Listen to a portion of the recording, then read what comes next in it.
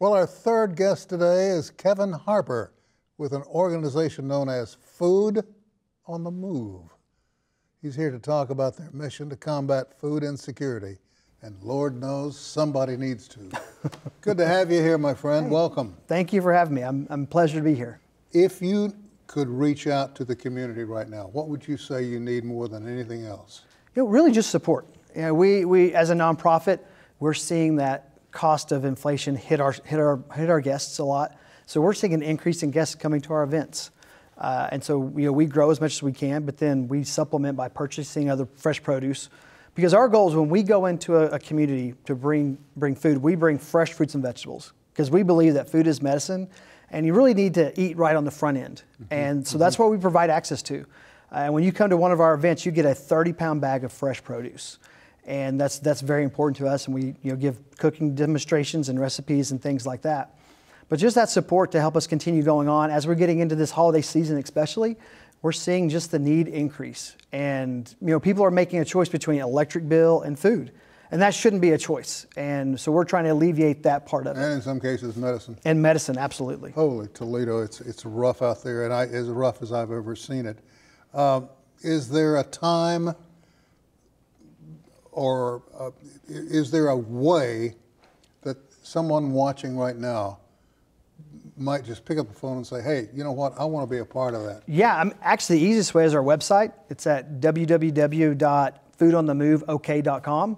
You can fill out a form and we'll contact you back. You can sign up to volunteer.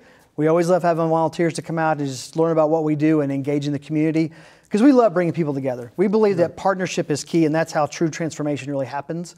Or there's a place you can even donate. But we would love people to get involved just to see, hey, we have a great town, we have a great community, and we need to see what areas can we do to make those areas that are in need, to make them better, and to give those rights back to people. And you never know who's going to walk through the door. Never know. My gosh, you guys do so much good. And you're a bona fide 501c3. Yes, sir. So anything that comes your way is tax deductible. 100%. Holy Toledo. And we really focus on any donations. We really push it right to programming. How can we really move the needle and give back to the community in the best way? Well, I have to tell you, just from my vantage point, I know going into the COVID problem, when the country just essentially, the world shut down. And all of a sudden, these youngsters, the politicians now, and I'm not trying to draw you into a place that makes you uncomfortable, but politicians are so off the beam here. They're trying to blame teachers, they're trying to blame administrators, and it's not necessarily the fault of the school teachers or the administrators. They're busting their cheeks to get the job done. What they don't recognize here is we had a major crisis.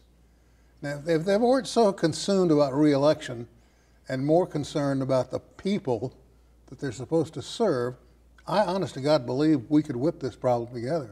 I believe so. During COVID, we ramped up. And during the year of drive-thrus, we distributed like 4.5 million pounds of food to the community. We had an event where we could get cars, about 1,200 cars through in 2 hours. And what I realized is the access is there.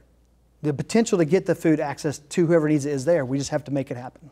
Well, it's good to talk with someone involved in this area who's not out there with a hidden agenda.